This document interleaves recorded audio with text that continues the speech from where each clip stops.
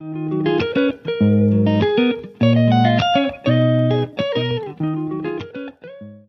Everyone, आज हम करेंगे मैथिली शरण गुप्त जी द्वारा लिखी गई कविता मनुष्यता। तो सबसे पहले जान लेते हैं कि मनुष्यता में कवि क्या कहना चाहते हैं। मनुष्यता के द्वारा कवि ने यह समझाने का प्रयास किया है कि मानव जीवन धरती पर बाकी जीवों से किस प्रकार भिन्न है, क्योंकि दया, सहानुभूति, करुणा, प्रेम, त्याग तथा बलिदान की जो भावना मनुष्य के अंदर होती है, वह धरती पर किसी और जीव के अंदर नहीं होती। और यही भावना मनुष्य को सही अर्थों में मनुष्य बनाती है। दूसरों की भलाई के लिए कार्य करना ही मनुष्यता कहलाता है। तो चलिए जानते हैं कविता मनुष्यता के द्वारा कवि के एक सच्चा मनुष्य कहलाने के लिए कौन कौन से तर्क प्रस्तुत किए हैं। तो शुरू करते हैं। मनुष्यता। विचार लोक की मृत्यु हो, न मृत्यु से डरो कभी, मरो परंतु यो मरो की याद जो करे सभी। हुई न यो सुमृत्यु तो वृथा मरे वृथा जिए, मरा नहीं वही कि जो जिया न आपके लिए। वही पशु प्रवृत्ति है कि आप ही चरे, वही मनुष्य है कि जो मनुष्य के लिए मरे।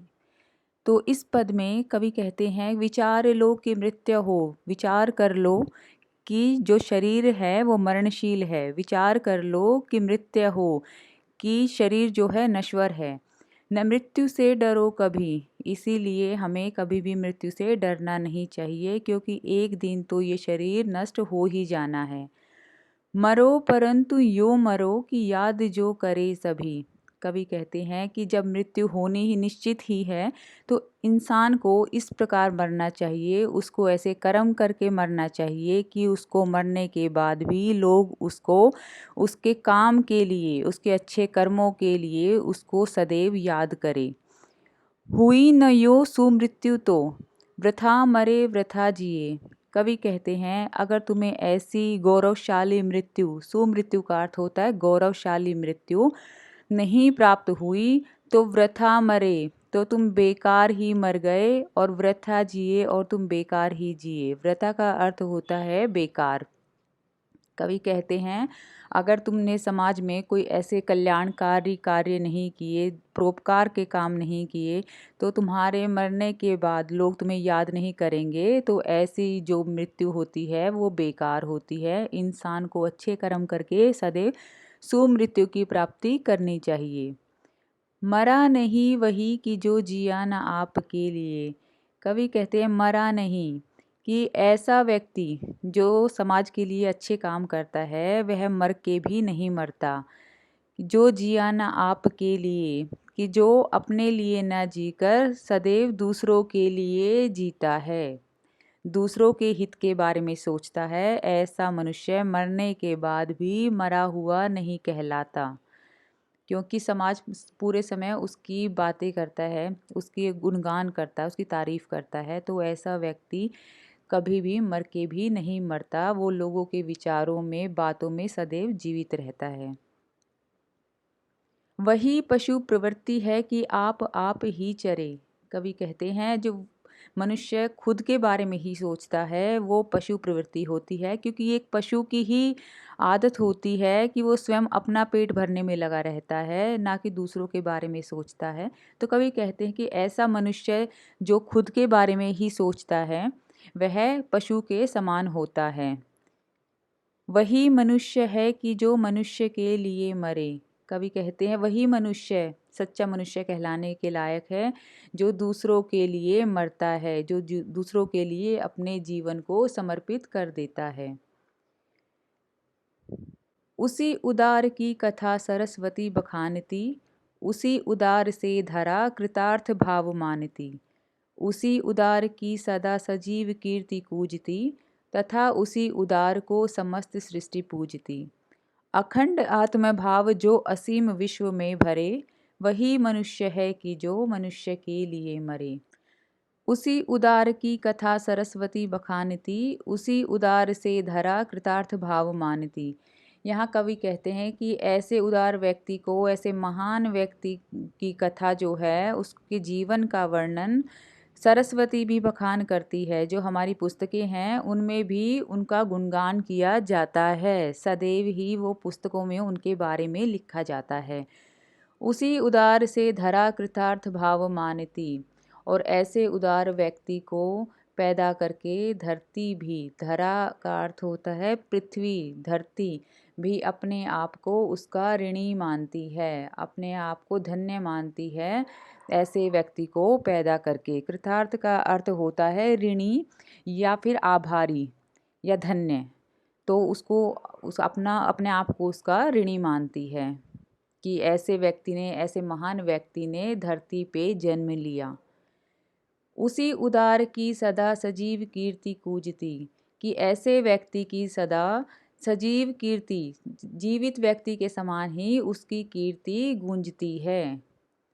तथा उसी उदार को समस्त सृष्टि पूजती, और ऐसे उदार व्यक्ति को, ऐसे महान व्यक्ति को पूरी सृष्टि, पूरा संसार जो है उसको पूजता है। सृष्टि का अर्थ होता है संसार। अखंड आत्मभाव जो असीम विश्व में भरे, वही मनुष्य है कि जो मनुष्य के लिए मरे। कवि कहते हैं ऐसा अखंड आत्मभाव, अखंड आत्मभाव का अर्थ होता है जो सभी मनुष्य को अपने ही समान समझे, कि ऐसी जो भावना है जो पूरे विश्व में भर दे। असीम विश्व का अर्थ होता है पूरे विश्व में जो मनुष्य ऐसी भावना भर दे कि हम सब एक ही हैं और हमारा जो धरती है वो हमारा परिवार है। तो ऐसी जो एकता की भावना है पूरे विश्व में जो मनुष्य भर दे, वही मनुष्य है कि जो मनुष्य के लिए मरे। वही सही अर्थों में मनुष्य होता है जो मानवता के लिए जीता और मरता है, वही सच्चा मनुष्य कहलाता है। अब इस अगले पद में कवि ने महान लोगों का, जो महान पुरुष रहे हैं, उनका उदाहरण देके समझाया है कि मनुष्यता का सही अर्थ क्या होता है। शुद्धार्थ रंति देव ने दिया करस्त थाल भी, तथा दधीचि ने दिया परार्थ अस्थि जाल भी। उसी नर क्षितीश ने स्वयं मांस दान भी किया, सहर्ष वीर कर्ण ने शरीर चर्म भी दिया। अनित्य देह के लिए अनादि जीव क्या डरे, वही मनुष्य है कि जो मनुष्य के लिए मरे। कवि कहते हैं शुद्धार्थ रंति देव ने दिया करस्त थाल भी। शुद्धार्थ का अर्थ होता है भूख से व्याकुल। जो भूख से व्याकुल राजा रंती देव थे, उन्होंने जब उनके द्वार पर एक भिक्षु भोजन मांगने आया तो उन्होंने अपने हाथ पे रखा हुआ भोजन का थाल, करस्त थाल का अर्थ है भोजन का थाल, जो उनके सामने ही रखा हुआ था, उन्होंने वो उठाकर उस भिक्षु को दान कर दिया, दे दिया, जबकि वो खुद भी भूख से व्याकुल थे। तथा दधीची ने दिया परार्थ अस्थि जाल भी।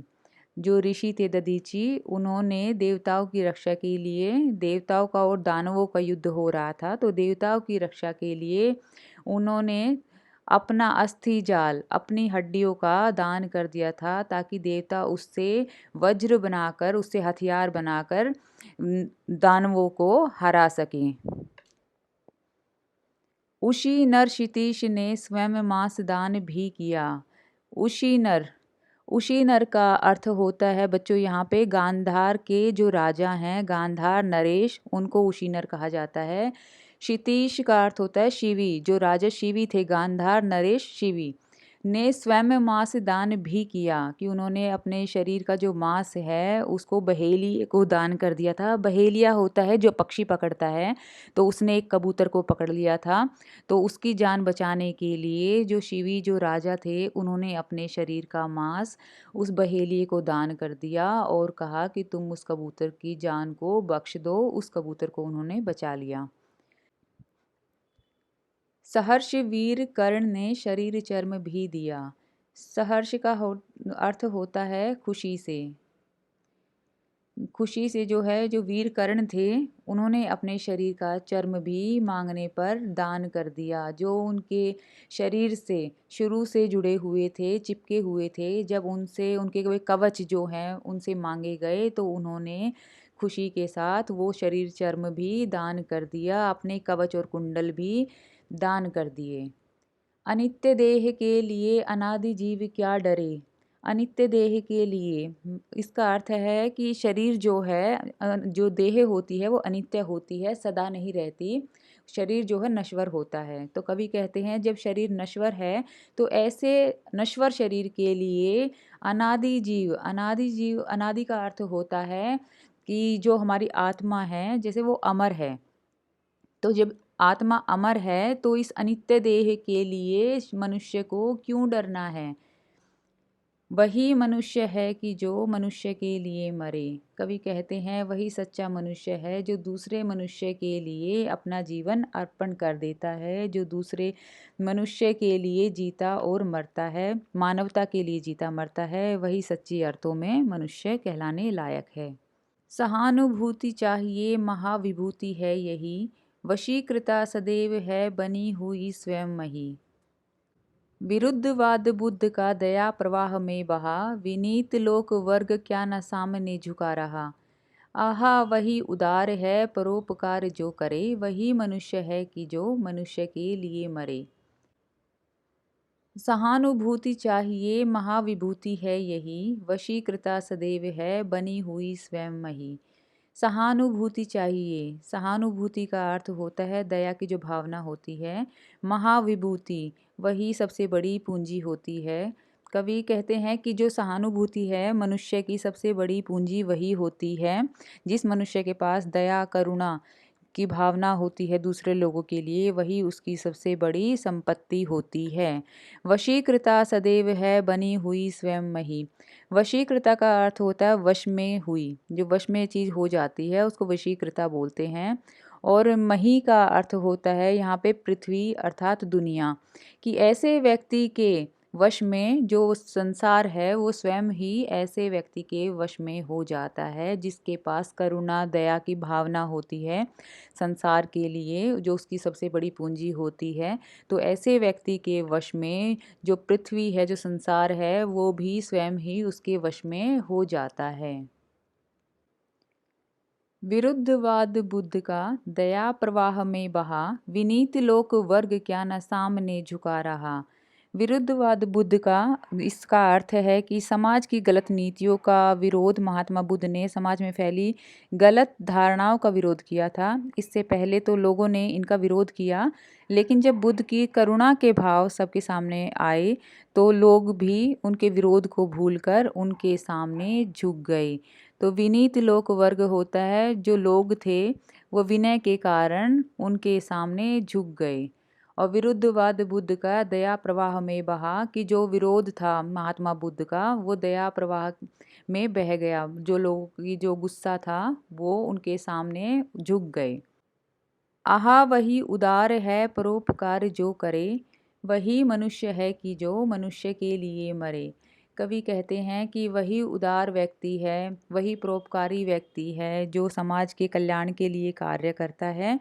तो वही सच्चा मनुष्य है जो मनुष्य के लिए, दूसरे मनुष्य के लिए जीता और मरता है। अनंत अंतरिक्ष में अनंत देव हैं खड़े, समक्ष ही स्वबाहु जो बढ़ा रहे बड़े बड़े। परस्परावलंब से उठो तथा बढ़ो सभी, अभी अमर्त्य अंक में अपंक हो चढ़ो सभी। रहो न यूं कि एक से न काम और का सरे, वही मनुष्य है कि जो मनुष्य के लिए मरे।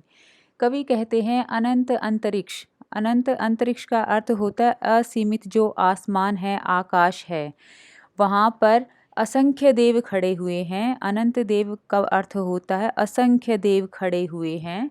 समक्ष ही, समक्ष होता है सामने, सामने खड़े हुए हैं। स्वबाहु, स्वबाहु अपनी बाहों को फैलाकर जो बढ़ा रहे बड़े बड़े।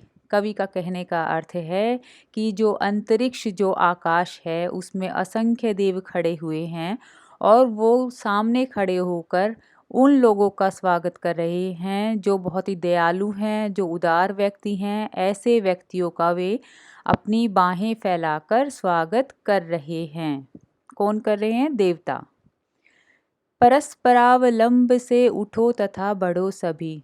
परस्परावलंब इसका अर्थ होता है एक दूसरे का सहारा बनकर, कि तुम सब एक दूसरे का सहारा बनके उठो तथा बढ़ो सभी, इकट्ठे तुम उठो और साथ में तुम आगे बढ़ो।